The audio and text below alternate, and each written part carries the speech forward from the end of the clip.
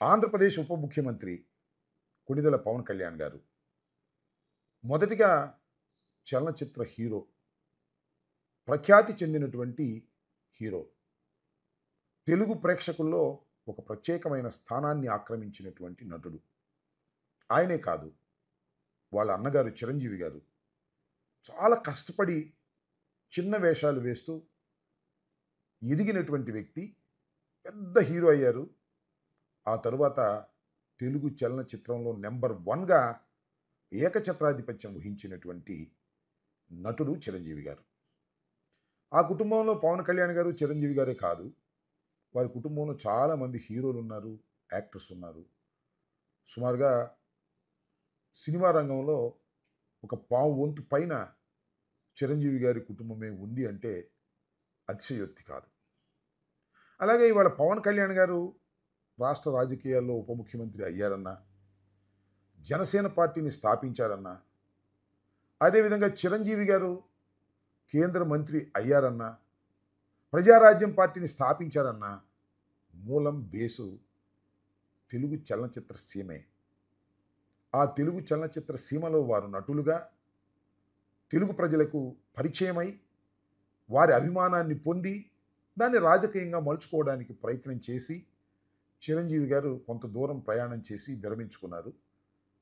పవన్ కళ్యాణ్ గారు ఉప ముఖ్యమంత్రి స్థాయికి వచ్చారు. ఇంకా తన ప్రయాణాన్ని కొనసాగిస్తూ ఉన్నారు. ఈ విషయాలని నేను ఎందుకు చెప్తున్నానంటే, ఒక రంగం నుంచి రాష్ట్రంలో ఒక అధికార పార్టీలోకి వచ్చారు అంటే, అధికారం వారి చేతిలో ఉంది అంటే, ఆ రంగం వారు ఏమనుకుంటారు? సహజంగా మన కష్టాలు నష్టాలు, మన ఇతిబాధలు తెలిసిన వారు ఈరోజు రాష్ట్రంలో కీలకమైనటువంటి పదవిలో ఉన్నారు.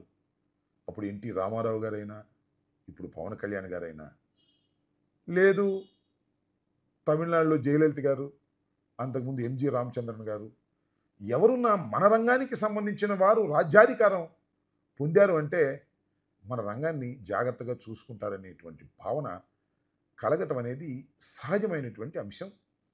ఎవరైనా అలాగే భావిస్తారు. ఇవాళ రాష్ట్రంలో ఉప ముఖ్యమంత్రిగా ఉన్నటువంటి పవన్ కళ్యాణ్ గారు ఉప ముఖ్యమంత్రే కాదు, సినిమాటోగ్రఫీ కూడా వారి పార్టీకి చెందినటువంటి దుర్గేష్ గారి చేతిలోకి తీసుకున్నారు. ఇంకా ఎక్కువ ఆశిస్తారు సినిమా ప్రముఖులు కానీ, సినిమా రంగంలో ఉన్నవారు కానీ. అయితే ఇక్కడ అంశం ఏంటి అంటే, ఇవాళ సినిమా నిర్మాతలతోనూ, ఎగ్జిబిటర్స్తోనూ, డిస్ట్రిబ్యూటర్లతోనూ ఉప ముఖ్యమంత్రి గారు ఘర్షణ వాతావరణానికి రావడం అనేది కొంత ఆశ్చర్యాన్ని, ఆయన తెలివి తక్కువ తనాన్ని, ఆయన గర్వాన్ని, ఆయన ఈగోని సూచిస్తుందనేది నాకు స్పష్టమైనటువంటి అభిప్రాయం ఉంది. ఎందుకంటే హరిహర వీరమల్లు ఈ సినిమా పాపం ప్రారంభించి 4-5 సంవత్సరాలు అవుతుంది. పాపం నిర్మాత అల్లాడిపోతున్నాడు. మొదటిగా డైరెక్షన్ తీసుకున్నటువంటి దర్శకుడు పారిపోయాడు. తర్వాత పాపం నిర్మాత గారి కొడుకే ఇవాళ దర్శకుడై ఆ సినిమాను పూర్తి చేశారు. ఎట్టకేలకు చిట్ట చివరకు కాల్ షీట్లు ఇవ్వక ఇబ్బంది పడి, బయటికి చెప్పుకోలేక నానా ఇబ్బంది పడి ఆ సినిమాని పూర్తి చేసుకున్నారు. జూన్ 12వ తారీఖున అది రిలీజ్కి సిద్ధమవుతుందని ప్రకటించారు. ఈ లోపల ఏం జరిగింది? థియేటర్ల యజమానులకి, డిస్ట్రిబ్యూటర్స్కి మధ్యన కొద్దిగా వివాదం తలెత్తింది. ఆ వివాదానికి ప్రధానమైన కారణం ఏంటంటే పర్సంటేజ్. ఇప్పుడు మల్టీప్లెక్స్లో ఇచ్చేటటువంటి సదుపాయాన్నే థియేటర్లకు కూడా ఇవ్వాలి అనేది ఒక డిమాండ్ ఎప్పటి నుంచో ఉంది, ఇవాళ నుంచి కాదు. 2-3 నెలల నుంచి నలుగుతూ ఉంది. 1వ తారీఖు నుంచి సింగిల్ థియేటర్స్ అన్నీ కూడా మేము సమ్మె చేస్తాము, థియేటర్లు మూసేస్తాము అన్నారు. ఇది 100% యాదృచ్ఛికంగా జరిగిందే తప్ప హరిహర వీరమల్లుని రిలీజ్ కాకుండా ఆపాలనేటువంటి దురుద్దేశంతో కుట్ర పని జరిగింది కాదు అనేది చాలా స్పష్టం. కానీ పవన్ కళ్యాణ్ గారు మరి ఆయన తెలివి తక్కువతనమో లేకపోతే మరొకటో నాకు తెలియదు, కానీ నా హరిహర వీరమల్లును ఆపడం కోసమే ఇవాళ ఈ కుట్రంతా జరుగుతుంది అనేది ఆయన అభిప్రాయపడ్డాడు, ఆవేశపడిపోయాడు. వెంటనే దీని మీద అసలు ఎందుకు వీళ్ళు థియేటర్ సమ్మె చేస్తున్నారు? నేను 12వ తారీఖు నా చిత్రం రిలీజ్ అవుతుంటే 1వ తారీఖు నుంచి వీళ్ళు చేస్తున్నారు కాబట్టి ఇది కేవలం నా మీద పగతోనే చేస్తున్నారనేటువంటి ఒక భ్రమతో దుర్గేష్ గారి చేత ఒక ఎంక్వైరీ చేయించారు. ఆ తరువాత చిత్రమైన విషయం ఏంటంటే, ఉప ముఖ్యమంత్రి గారి కార్యాలయం నుంచి నిన్న ఒక పెద్ద ప్రకటన వెలువడింది. ఆ ప్రకటన చూస్తే ఎవరైనా ఆశ్చర్యపోవలసిందే. దానిలో సినిమా రంగం మీద నిప్పులు చెరిగే కార్యక్రమం చేశారు. విషం కక్కే కార్యక్రమం కూడా చేశారు.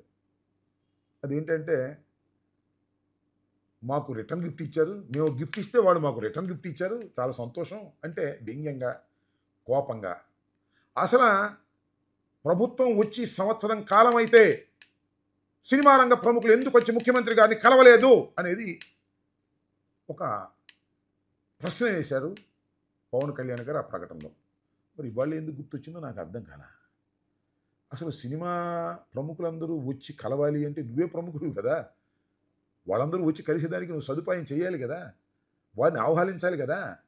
సరే వాళ్ళు రాలేదు, ఎందుకు మీకు బాధ, ఎందుకు ఆ ఈగోయిజం మీకు?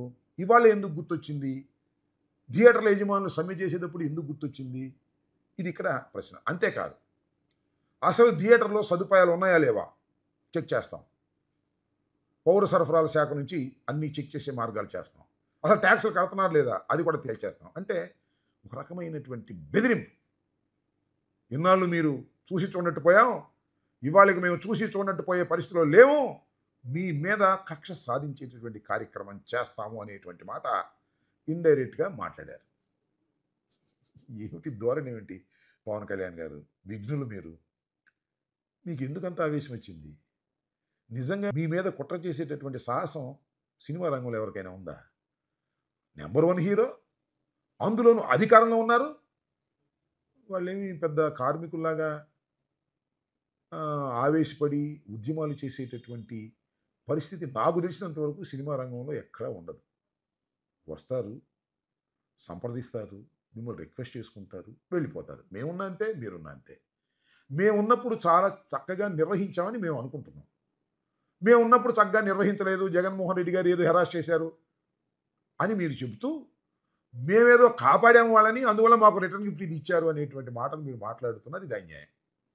మీరు సినిమా రంగం నుంచి వచ్చి ఇంత ఎదిగినందుకు మీరు సినిమా రంగానికి గిఫ్ట్ ఇవ్వాలా? మీరు వాళ్ళని సక్రమంగా చూసుకోవాలి. ఇది చేయాల్సినటువంటి విషయం. ఎందుకు విషయం కక్కుతారు?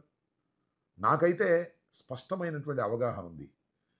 హరిహర వీరమల్లుని రిలీజ్ కాకోకుండా ఆపటం కోసం థియేటర్లు సమ్మె చేయటం లేదు. వారి సమస్యల కోసం వారు సమ్మె చేస్తున్నారు. యాదృచ్ఛికంగా రెండు ఒకసారి జరిగినాయి. అసలు మీ హరిహర వీరమల్లు ఎప్పుడు రిలీజ్ అయ్యిద్దో, ఎన్నిసార్లు డేట్లు ఇచ్చారో ఒకసారి వెనక్కి వెళ్ళి ఆలోచించుకోండి. అనేక సార్లు అనేక డేట్లు ఇచ్చారు. చివరికి ఎట్టకేలకు చిట్ట చివరకు ఈ మధ్యనే వాళ్ళకి డేట్లు ఇచ్చి 12వ తారీఖున రిలీజ్కి మీరు డేట్ ఇచ్చారు. మంచిదే.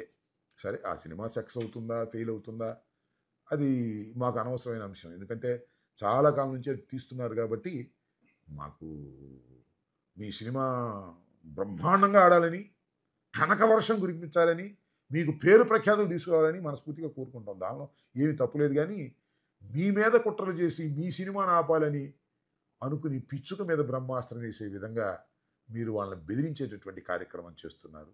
ఇది సినిమా ఫీల్డ్ నుంచి వచ్చిన మీకు తగదు అనేది నా సలహా. మీరు పాటిస్తారా లేదా అది వేరే అంశం. అఫ్కోర్స్ చివరికి సమ్మె విరమించుకున్నారనుకోండి, విరమించుకోక థియేటర్లు క్లోజ్ చేసుకుని వాళ్ళు కూర్చునేటువంటి పరిస్థితి ఉండదు. థియేటర్లకు ఉండే ఇబ్బందులు థియేటర్లకు ఉన్నాయి, మల్టీప్లెక్స్కి ఉండే ఇబ్బందులు మల్టీప్లెక్స్లకు ఉన్నాయి. థియేటర్లు చాలా చోట్ల పడగొట్టేసి కళ్యాణ మండపాలు చేసుకునేటువంటి సందర్భాలు ఉన్నాయి. థియేటర్లను కూల్చేసి అక్కడ రియల్ ఎస్టేట్ చేసుకునేటువంటి సందర్భాలు ఉన్నాయి. మల్టీప్లెక్స్లు బాగున్నాయి, కానీ థియేటర్ల పరిస్థితి చాలా దారుణంగా ఉన్న అంశం నాకన్నా గౌరవనీయమైనటువంటి ఉప ముఖ్యమంత్రి గారికి బాగా తెలుసు. వారి కష్టాల్లో పాలు పంచుకోండి తప్ప మీ హరిహర వీరమలుని ఏదో నలిపేద్దాం, పిసికేద్దాం అని ఈ థియేటర్ల యజమానులు సమ్మె చేస్తున్నారనేటువంటి ఒక అపోహ పడి మీరు వాళ్ళ మీద కక్ష తీర్చుకునే కార్యక్రమం చేయవలసిన అవసరం లేదని కూడా ఈ సందర్భంగా నేను చెప్పదలుచుకున్నాను. ఇప్పటికైనా కాస్త విశాల హృదయంతో ఆలోచించండి. సినిమా ఫీల్డ్కి ఏదైనా సహాయం చేస్తే మిమ్మల్ని మళ్ళీ గుర్తుపెట్టుకుంటారు. ఎందుకంటే అవసరమైతే మళ్ళీ సినిమా ఫీల్డ్కి వెళ్ళాల్సిన పరిస్థితి కూడా మీకు ఉండొచ్చు.